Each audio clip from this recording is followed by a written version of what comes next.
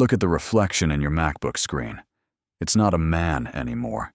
It's a blue-tinted ghost.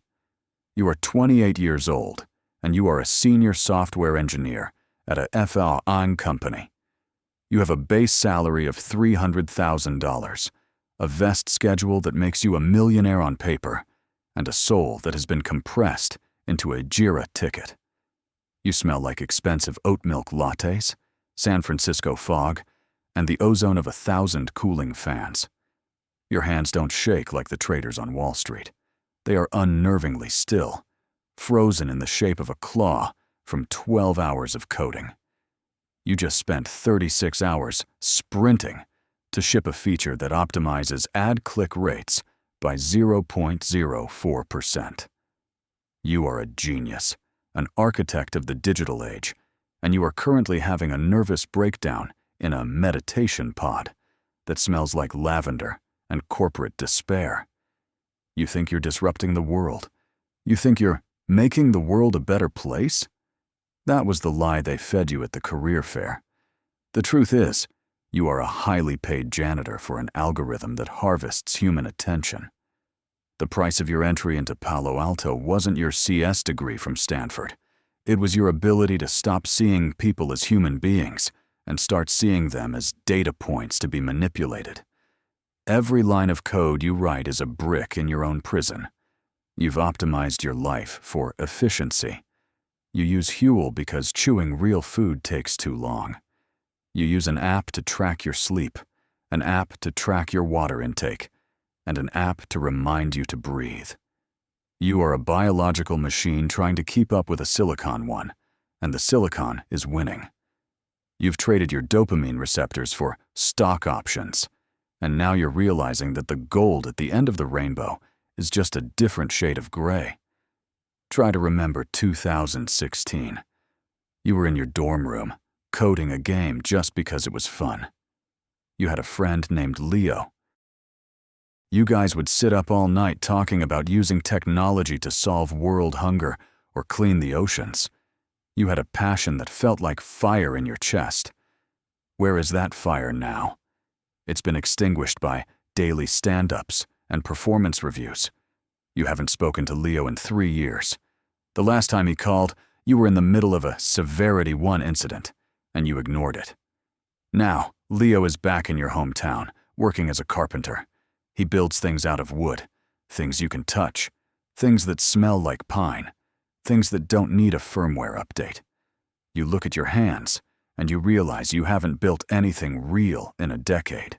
You build shadows. You build ghosts. You build the very distractions that are keeping your own generation from waking up. The deal you made was subtle. It wasn't a shark in a suit. It was a recruiter in a hoodie with a beanbag chair and free kombucha. They told you that you were family. They told you that the campus was your home. They gave you free dinner so you wouldn't go home to eat with a real family. They gave you a gym so you wouldn't leave to see the sun. They built a gilded cage of perks to ensure that your brain never left the office. And you fell for it. You stayed until 11 p.m. because everyone else did. You checked Slack on your vacation because you were afraid of falling behind. You started microdosing mushrooms not for a spiritual awakening, but to increase your productivity for a company that would replace you with a cheaper version of yourself the moment your output dropped. You aren't an engineer. You are an asset with a high depreciation rate. By 2023, the burnout became physical. It's a dull ache in your lower back that no ergonomic chair can fix. It's a brain fog that makes you forget why you walked into a room. You sit in your $5,000 a month apartment in Mountain View, a glass box that looks like every other glass box, and you realize you don't know your neighbors' names. You have 10,000 followers on GitHub, but you haven't had a deep conversation with a human being in person for 6 months. You go to networking events where everyone talks about AI, exit strategies, and burn rates, but nobody talks about the fact that they are all dying inside. You drink overpriced craft beer and pretend to be excited about the metaverse, while your eyes search for the nearest exit. Your wealth is an abstract concept stored in a cloud you don't control. Your life is a series of if-then statements, and you've reached the else block, where everything returns null. The glitch didn't happen in the code, it happened in you. It started with a twitch in your left eyelid that wouldn't stop for 3 weeks. Then, the night mode on your IDE stopped helping. The blue light began to feel like a physical weight, pressing against your forehead, crushing your skull. You found yourself staring at a simple function for 2 hours, unable to understand the logic you yourself had written a year ago. You were refactoring your life, and the tests were all failing. The system loves a 10 times developer until he becomes a 0.5 times human. The moment your velocity dropped, the family atmosphere evaporated. The free kombucha started to taste like vinegar. Your manager, a man who quotes Stoic philosophy while checking his stock vesting schedule, started using words like alignment and performance improvement plan. You realized then that the campus was never a home. It was a laboratory, and you were just the lab rat that had stopped running on the wheel. Then came the mass layoff. It didn't happen with a handshake or a respectful meeting. It happened at 3 a.m. with a revoked access token. You tried to log in to finish a pull request, and the screen simply said, "Access denied." Your corporate email was gone. Your Slack was gone. 5 years of your life, your impact, your legacy, all wiped clean by an automated script. You weren't even worth a human conversation.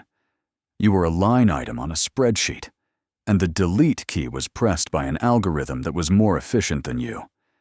You sit in your apartment, surrounded by high-tech gadgets that suddenly feel like junk. You look at your smart home lights, flickering in a deep work amber hue, and you realize you've optimized a life that you don't even enjoy. You spent your youth building tools to make people stay on their phones longer, to make them buy things they don't need, to make them feel inadequate. You didn't disrupt anything. You just built a more comfortable cage for everyone else, and you were the first one to be locked inside. The nostalgia for the physical hits you like a physical blow. You remember the smell of sawdust in Leo's workshop. You remember the weight of a hammer. You remember the feeling of being tired from moving, not from thinking. You've spent a decade in a world of abstractions, and now you have no calluses on your hands, only a permanent ache in your wrists.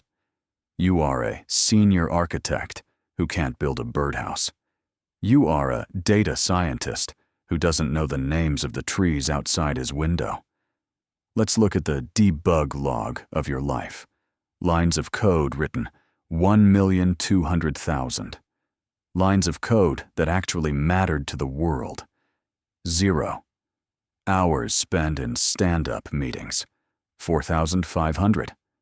Real-world sun exposure. Less than 2% of your total time. Stock options value. $2,100,000. Locked behind a 12-month cliff you'll never reach. Current mental health status. Critical error. You are 28. You have a world-class resume and a hollow-class heart. You go to a coffee shop in Palo Alto and you see a group of 21-year-olds with fresh eyes and brand-new hoodies. They are talking about changing the world with a new AI-driven app for dog walkers. You want to scream at them. You want to tell them to run, to go outside, to touch the dirt, to talk to a stranger without an interface. But you don't. You just sip your lukewarm latte and realize that you were them once, and the machine is hungry for fresh meat. You are a Silicon Valley developer. You were the chosen one. You were the elite. But now, you're just a deprecated version of a human being. The world has moved on to the next version, and you didn't even get a legacy support tag. You are offline. You are disconnected. And for the first time in 10 years, the silence is the loudest thing in the room.